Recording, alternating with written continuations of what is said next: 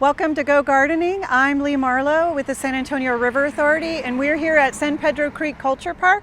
We're going to take a look at some of the native grasses and evergreen trees and shrubs that can provide interest in your garden during the winter. All along San Pedro Creek Culture Park, we have interpretive signage that talks about a variety of different things. Some of them talk about the plants. This particular one is about the ecology, but it does highlight some of the plants that are in the landscaping here.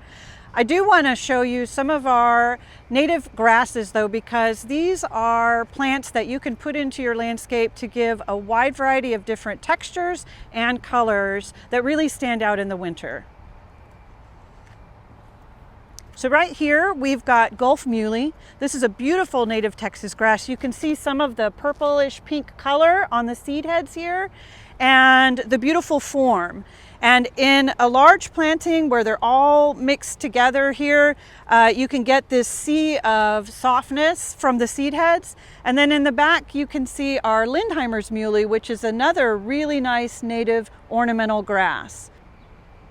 So what happens when it rains is that the rainfall will hit this parking lot or any hard surface and pick up any pollutants that have landed on there and carry it into usually the nearest water body. In this case, the storm water is filtered through all of these plants and soils and then cleaned before it's allowed to go into the creek. The bioswale feature that I showed you earlier is put here on purpose to help the water quality in San Pedro Creek.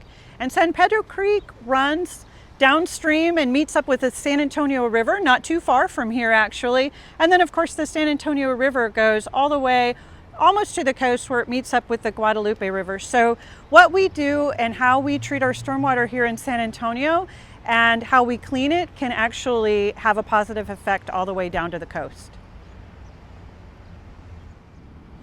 So I'm sitting on one of the beautiful and colorful benches here at San Pedro Creek Culture Park, and this is something important to think about for your own garden, is adding elements of color like art and decorations.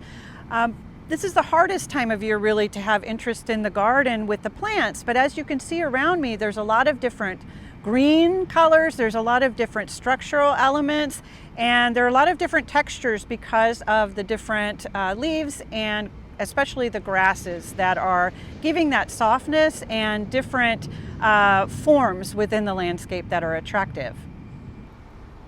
Something important to think about in wintertime is leaving that vegetation, holding off on pruning until later, because what this vegetation is providing is cover and safety for a lot of different birds that are here right now overwintering and will do so as they migrate as well.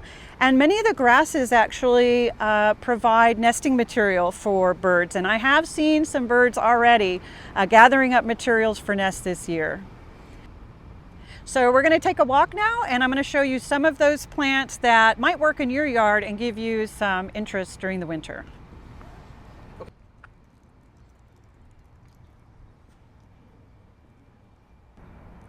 As you can see, there's a lot of different color and texture here where I'm at. We've got Texas sage with the silvery blue and mid-height. We've got a live oak and wax myrtle that are taller and nice yellow green. We've left material here on some of the vegetation that also adds another texture and color to the landscape. And then as you can see, the ornamental grasses are adding their own unique feel and color to the landscape. These Lindheimer's muleys, also sometimes called big muley, are really big. And you need to plan for them. You need to plan for their mature size. As you can see here, they've been planted far enough back from the seeding area that they're not a real problem for it. And you can still see that unique form, that beautiful form that we put this plant in our landscape for. So it was so exciting when we were just doing that last segment, a gray fox peeked out of the landscape and then ran off. And it just goes to show how these areas like this landscaping here on San Pedro Creek Culture Park can provide for urban wildlife, a wide variety. And then right after we were talking about the fox, a kingfisher flew through the creek. And kingfishers are really unique birds that dive in the water for fish. So that was really exciting. They're too fast, so we weren't able to get any video of it, but we saw it go by, which is exciting. And there are a lot of wildlife that can be hiding in here too. We're seeing lots of movement of birds and things like that. I'd also like to show you some of the different evergreen and semi-evergreen plants that we have that provide that green color. You can see here we've got rock rose lower down. This gets beautiful pink flowers early in the spring. And then we have this wax myrtle again. So different colors of green, a deeper bluish green and a yellow green here, and then the Texas sage with that silvery blue-green color too. So as you can see with the different colors, the different textures again, and the different heights, you really can create a lot of interest in your landscape very easily with these native plants. So I'm right here by a nice little patch of four-nerve daisy. You can see it's covered in pollinators, mostly flies, but we've got a checker spot here that just landed. This is one of the plants that can be blooming almost year-round, and as you can see here, blooming still in winter.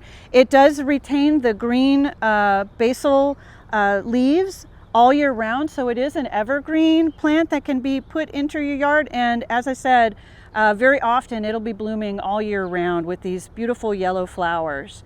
Really important for the pollinators. We've got some other examples of plants over here as well that look really nice in your landscape, adding that evergreen color. The red yucca is really popular.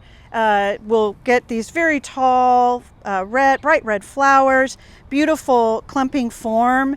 And then you can see how nicely it pairs with the Lindheimer's muley or big muley that we've been talking about already.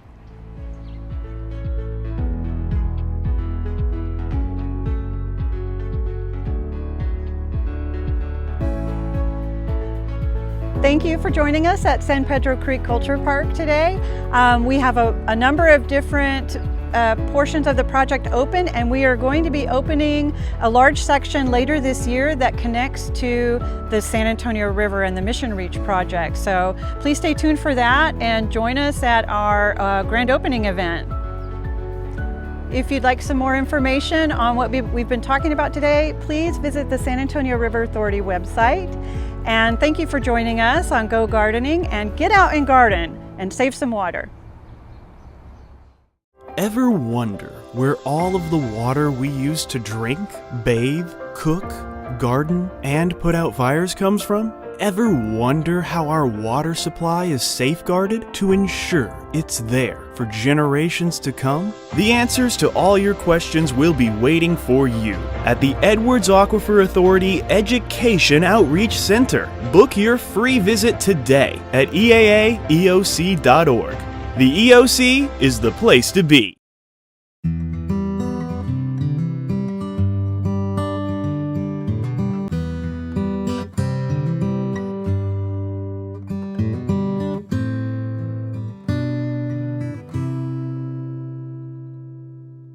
Welcome everyone to the Go Gardening Show. I'm here on the north side of San Antonio talking with my longtime friend Liz from Uprooted Gardens. So tell us a little bit about.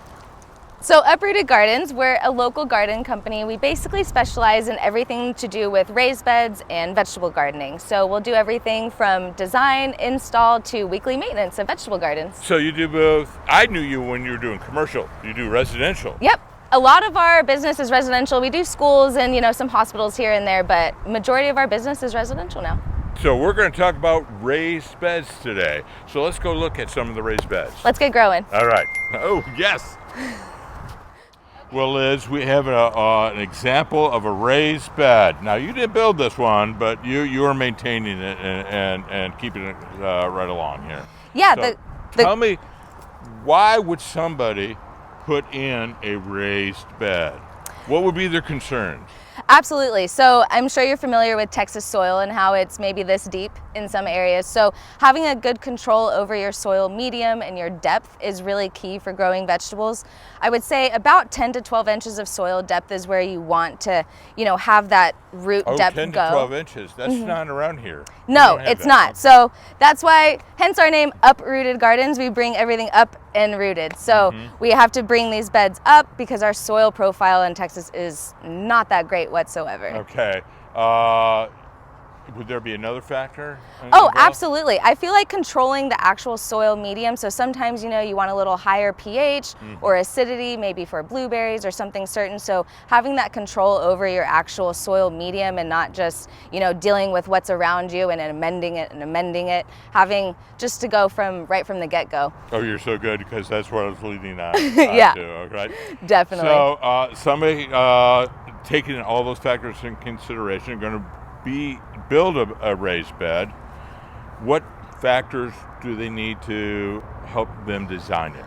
Totally. I would say first and foremost that we always say when we're at a consultation is let's think about size and just parameters of where we want our garden space to be, and just be cognizant of pathway space. We notice that these pathways are probably about 2, maybe 2.5 feet wide. So just so that you can actually travel through and maintain your space. So getting on both sides of it Exactly. is important. Exactly. Nothing worse than trying to reach over to a part of the garden bed that you can't reach. So in saying that, we always say, about 3 to 4 feet wide is about the maximum width that you want your bed to be, so that you can reach the middle of all sides of it and fully maintain it. Height will just depend on, you're a lot taller than me, so I feel like this is a nice little bench height, can sit, maybe you would want it one layer higher. Yeah. I know the landscapers that did this one, they just kind of used some leftover rock from the whole job and made these 2 beds for the client, and then we came in and did the rest. But I would say especially, this is a fine width, I would say, for it. Maybe the dimension is a little too long, it kind of drops off on the pathway on that side. Okay. And as far as what to build the raised bed out of, there's so many options. So I mean, leftover stone if you're doing a big landscape job, obviously, you can do a nice dry stack. Cedar is probably our #1 bread and butter. We do a cedar 4x4 beam. I've been corrected many times. Now, are we talking cedar? Or are we talking rough juniper? cut cedar? Okay. Yeah, rough cut. Yeah, just a good rough cut Western cedar. So nothing funky going on in there. There's nothing been treated or anything like that. But we do a lot out of like a chopped limestone, stacked stone, or masonry stone. Right. Chalk block, or the kind of the trapezoid one. That's another good one. Yeah, I would say, the only thing to think about, especially that we're in Texas and we do get really dry, is we find that stone beds will dry out a lot quicker than, say, a cedar bed, or even some of those like metal cord 10 or like the veggie beds that are really popular right now. So, I mean, there's a lot of raised bed kits, I would say. Just, definitely be cognizant on reviews. There's a few good ones out there and definitely a few bad ones out there. Stone and cedar, I would say, are probably the most common. But just be cognizant, stone will always leach a little bit more moisture out of the soil. That's good to know. That's good to know. Let's go look at some other ones. Some of these plants in here. So, Liz, this is kind of interesting. This is some yuccas. What's in this bed right here? We're kind of treating this as the herb perennial pollinator situation here. So, things that don't need as deep of soil, we can use in-ground space for. So parsley, we got some Mexican bush sage, some annuals will go in there once it's a little more warm. And then veggie space. This is the primary. This is our real This is the fruiting space. So things that need deep soil, peppers, tomatoes, squash, cucumbers, all the good yummy stuff, that's what's going to go in these raised beds. This can go in here. And then absolutely. What type of soil was put in here? We always put in, we're not even sponsored, but Happy Frog potting soil is, potting soil really is. It's my favorite. It's a Cadillac of soils. You've no thinking involved. So that's what we fill all our raised beds with. And then we always top off seasonally with the soil conditioner. So that's what we're going to do later. Okay. But everything. Now, in the soil conditioner is compost, a little material? You can almost think of it as the Happy Frog potting soil without as much perlite. So really just putting all the good stuff back in, all the humic acid, mycorrhizae, and things that are really going to feed these microbes season after season. And so how many vegetables do we usually put in? As many as we can, or is it spaced, or how do we do this? You know, it really just depends. As our company, we kind of meld companion planting, square foot gardening together, so we can. Do you want to just explain to everybody what companion planting is? Totally. You know, so I feel like the easiest way to think about it is if it tastes good together, it probably grows well together. So really good, you know, example for that is always tomato and basil. Right. But they get really big and bushy, so I always like to say, you know, tomato and oregano at the base of it, and kind of acts as like a living mulch as well. Plant. Yes. Yeah, so things that, you know, also give a scent. So we have this garden bed lined with some garlic that we're going to leave in here. It's not ready to harvest yet, but garlic also gives off a scent. This is garlic, and this is just a standard garlic. Yep, just a standard old soft neck white garlic. It was planted in about November, and it'll be ready to harvest in about another month or so. So it takes a while. It's kind of one of those weird veggies that goes in between seasons. So we kind of keep it always to the edges and out of our way. So we have the happy frog, and then we plant it. Now I notice we have drip in here. Yes, do we do. You use drip a lot? Or Absolutely. It's a requirement if you're a maintenance client of ours that you have drip irrigation, and that's something we check and set for you as well. In installs, we'll install that for you if you don't have that infrastructure, but definitely recommended. Waste of water, I'm sure you're familiar with, especially in veggie gardens. It also really helps with disease and pest control too, because nothing worse than having water sit on your tomato plant and the next thing you know, you have an aphid party. Rather than spraying, it's right at the roots. Right at the root, and we're not wasting any water. Okay. Absolutely. And is there a regime you do on your watering, or is it it varies with plant? You know, it varies with plants and also just where we're at. Like I know this area, we're really wide open space. It's, you know, getting a little bit more wind. We also know it's stone. So I would say usually we'll run or recommend running these irrigation systems about every other day for the first 45 minutes for the first like 2 weeks during planting time. And then depending on season, you can cut back to about 30 minutes, maybe every 2 to 3 days once things are established and things. Well, Liz, I noticed that we have a lot of debris in this. How does one maintain a bed? Absolutely. With all this debris? Yes. So this veggie bed, it was very prolific. It had a lot of lettuces and carrots and things growing in it. Everything's been cleaned out and harvested. So now we're at the point where I always like to scrape back any mulch away that is in thick spots, just away from the middle of the bed, get some edges. Also clear out any dead leaves. We have some acorns and nuts going on in here. So it's kind of clearing out anything that we don't want in the bed to get ready for just a nice good top off. Okay, so you're just going to get rid of all these leaves and stuff and then just put it in Absolutely. the bag. Oh yeah, show me. So yeah, you know, mostly I feel like people are always saying leave the leaves, but especially in a veggie bed, sometimes they don't break down as often. These are okay. And we want These seeds to go. sprout. Yeah, so we got to get these guys out of here. And we're definitely gardeners of no-till, so we're not going to be moving soil around as much. I feel like if anything, it just disturbs all the good soil parties that are happening. It's the easiest way to say it. Okay, one last thing is, so some people will build these for a year or two and they get kind of bored with them. Yeah. How does one maintain this for a very long time? A decade or so. How does one maintain a raised bed? Not necessarily this one, but all the ones. You know, I would say first key is only ever grow things you're actually excited about or gonna eat, because I feel like that's when you start to lose the interest in a garden and you're like, oh yeah, it's that lemon thyme I bought because it sounded cool and I've never used it, I've never even touched it or appreciated it. And that's when I feel like gardens go by the wayside. Another thing that I know you mentioned earlier is drip irrigation. I feel like that really helps set a garden up for success, and you're not having to worry about your garden and more just enjoy your garden. And then from there, I feel like maintenance, you know, for a San Antonio typical seasonal vegetable garden like this, we're kind of on a 6-month rotation. About every 6 months, we're doing what we're doing today of just cleaning out, topping off, and getting ready for that next planting season, which for us is about mid-March, and then again in September and, you know, down the line. But for us, you know, we're always trying to beat, and I know David Rodriguez always says this, we're trying to beat the heat or the freeze. And so for us, just knowing we get roots in the ground by about March before we get into those really hot summer months, and then same thing with the fall going into winter. Well, thank you. So, I mean, I kind of do all the stuff we eat and we have fun with in the kitchen, but I know your bread and butter and what you like to talk about is more landscape. well, yes, that's true. So I kind of thought, you know, my client, we have the cool veggie beds down there, but their landscaper did a really cool job and had some really fun plant selections, and I thought I'd kind of show you. Well, this is some interesting plants right here. Yeah, I think this is frog fruit, which is I'm very pretty unusual sure. in a landscape situation. It's usually in the lawn. People want to get rid of it. Yeah. You know, they're like using herbicides to get rid of it. I'm like, no, it's frog fruit. It's fabulous. Yeah. I've been in a couple places last summer where everything was brown and dormant except the frog fruit in the middle. Yeah. Got the beautiful bulbine here. I love bulbine. They're one of my favorites. Bulbine, it's in the aloe family. It's a little sensitive to freeze, but it has wonderful orange. These will bloom all year round. Yeah. Here's the theory. This is a perfect spot All right, tell to me. talk about.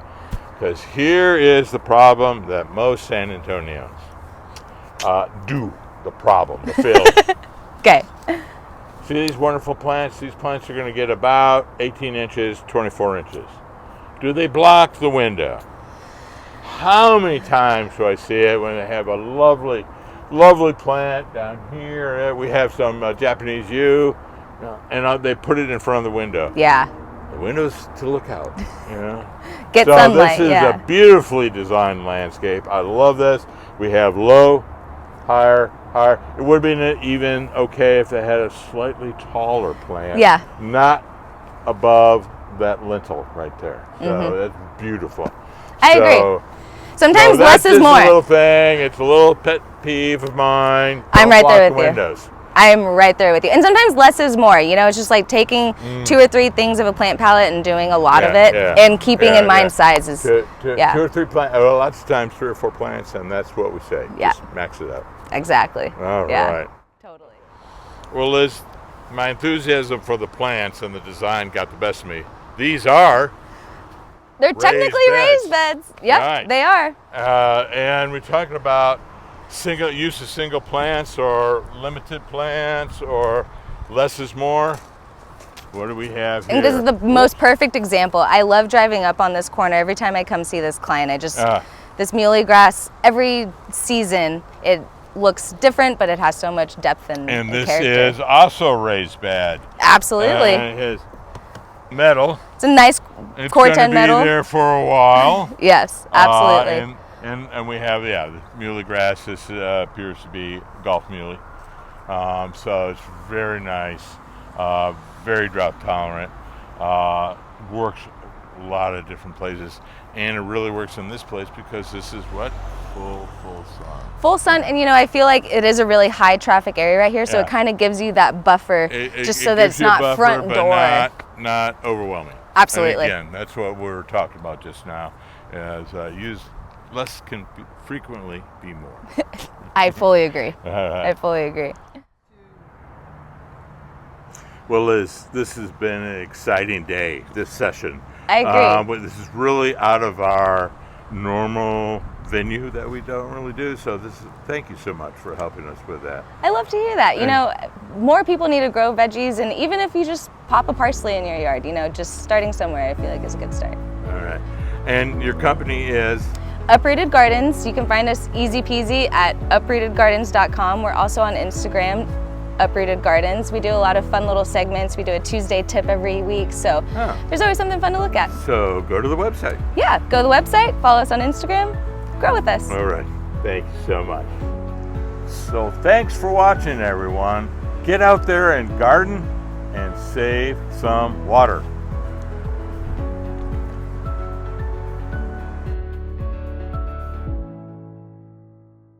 Explore the San Antonio River Basin, and you'll find culture, connection, and inspiration flowing through it. Our river sustains life and nurtures complex ecosystems, from San Antonio to the Gulf of Mexico. Together, we have the power to preserve our waterways and protect our communities inside and outside of the river basin. That's our riverway. Discover your riverway, and you might discover something new about yourself.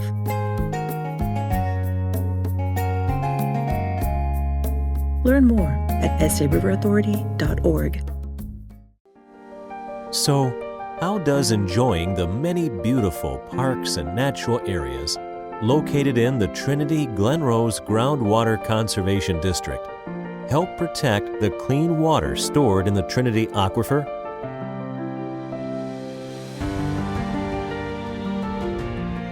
You can learn more at trinityglenrose.com/pollution prevention.